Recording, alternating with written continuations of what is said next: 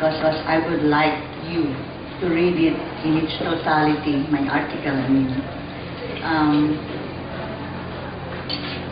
I am a graduate of St. Teresa's College, as I think most many us here are, having graduated from grade school, high school, and college. And across St. Teresa's College in San Marcelino, Manila, is a big church. It is known as the San Vicente de Paul Church, if you are familiar with it. And inside this church is enshrined an image of the Our Lady of the Miraculous Medal. So my devotion to Our Lady of the Miraculous Medal started at a very early age during my grade school days. And I know that many of us here have asked Our Lady for favors, and many of those favors have been granted.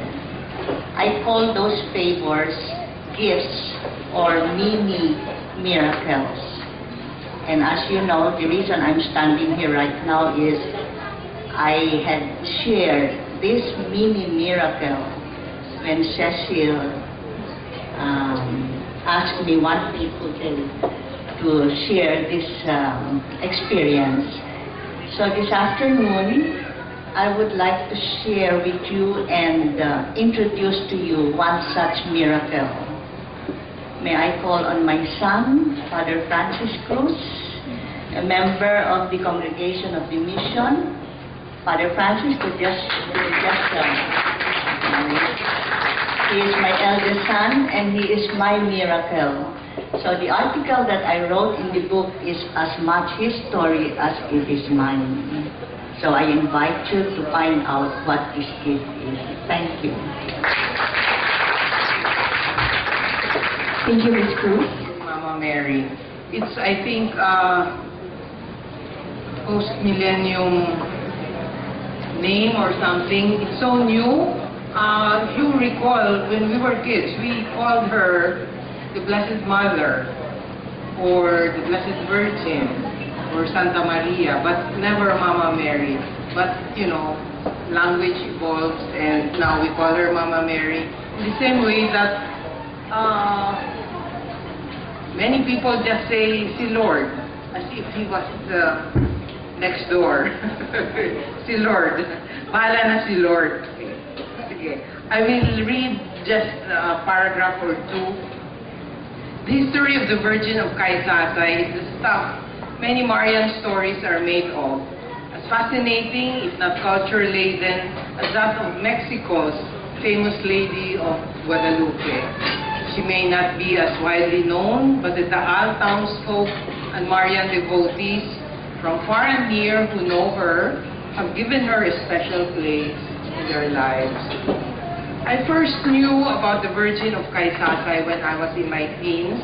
My aunt, Sister Eugenia, a Benedictine sister, was assigned to the branch school of St. Scholastica's there.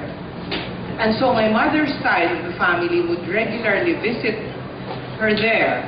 Slowly, we got acquainted with the story about the Virgin, the town's history and unique cultural heritage. I also had a chance to visit Taal's famous lake and cross over to the island volcano.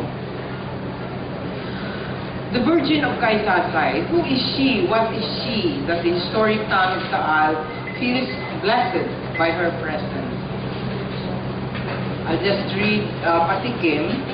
One day in 1603, the story goes, a fisherman named Juan Maningkad cast his net into the Pansivit River and found a piece of flotsam carved in the image of the Blessed Virgin Mary among his catch.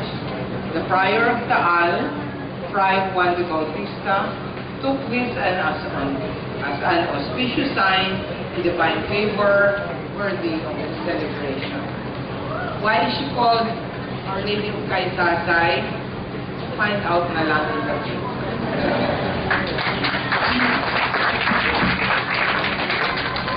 Thank you, Ms. Dayo. Our next reader is the chairman of PhilTrust Bank and the trustee of various educational, charitable, and cultural institutions, Mr. Jamie C.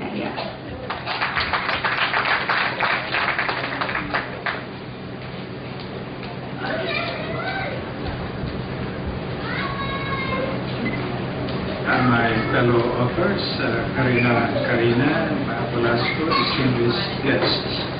I can't really claim to be a Marian devotee, but I would like to introduce the real Marian devotees of Our Lady of the Abandoned in Santa Ana. They're here in full force. The directors, members of the Cofradia de la Nuestra Señora de los Desamparados. May I request them to stand?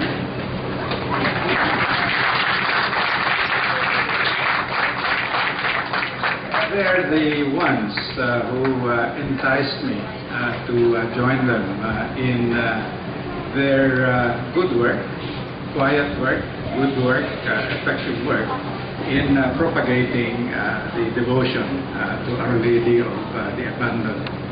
I wrote about the history of Our Lady of the Abandoned in my little article, and I wrote about my involvement.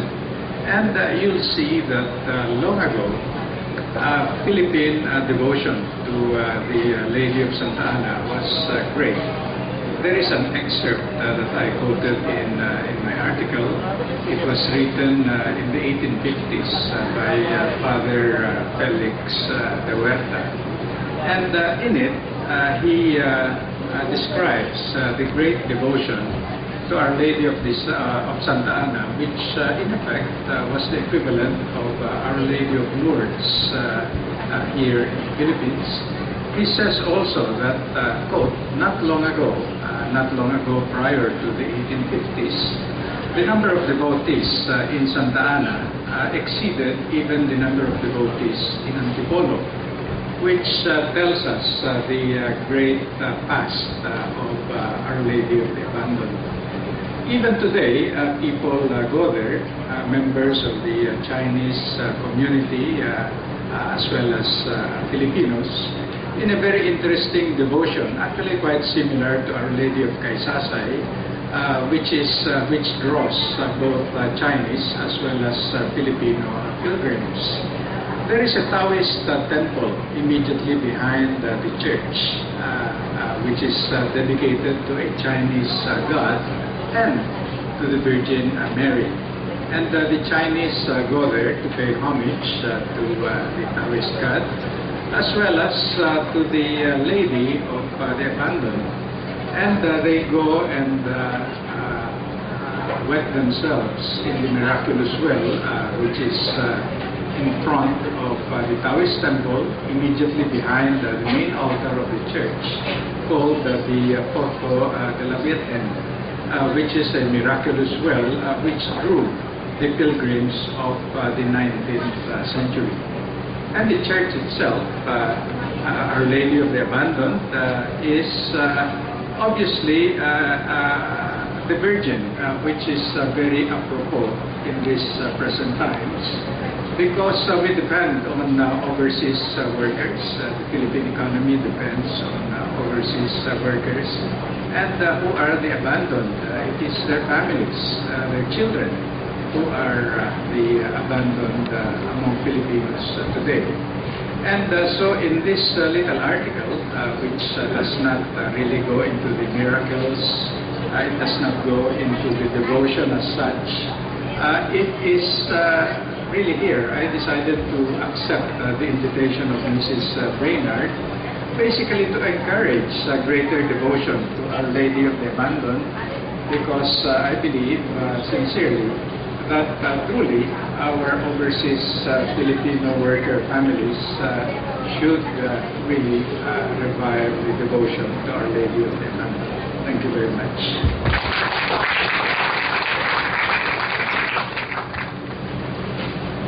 I'm the one that Cecilia was referring to earlier. I will tell you a little anecdote.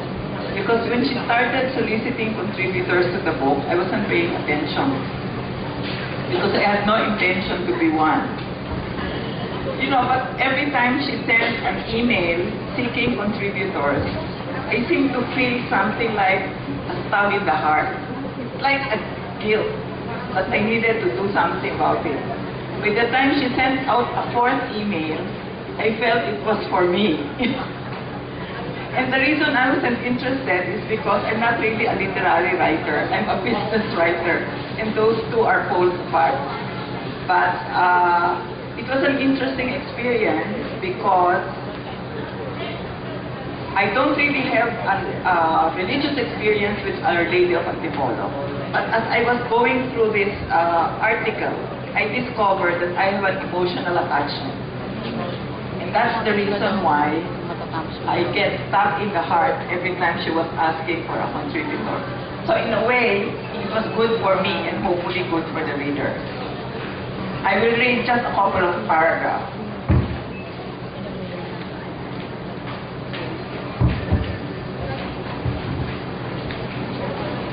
Our Lady of Antipolo is dedicated to the Immaculate Conception, whose December 8th feast day is observed as the traditional annual fiesta.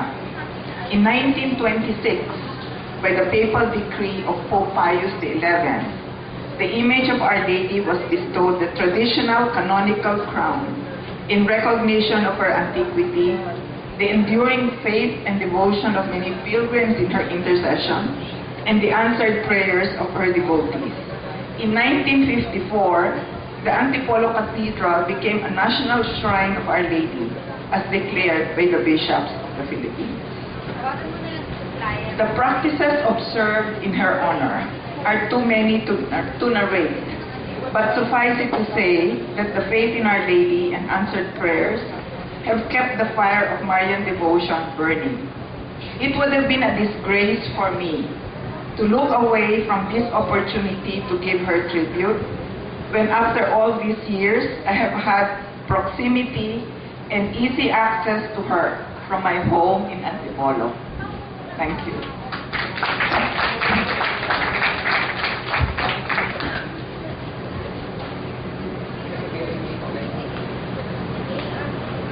Thank you, Ms. Lim. Next, we have a Senior Associate of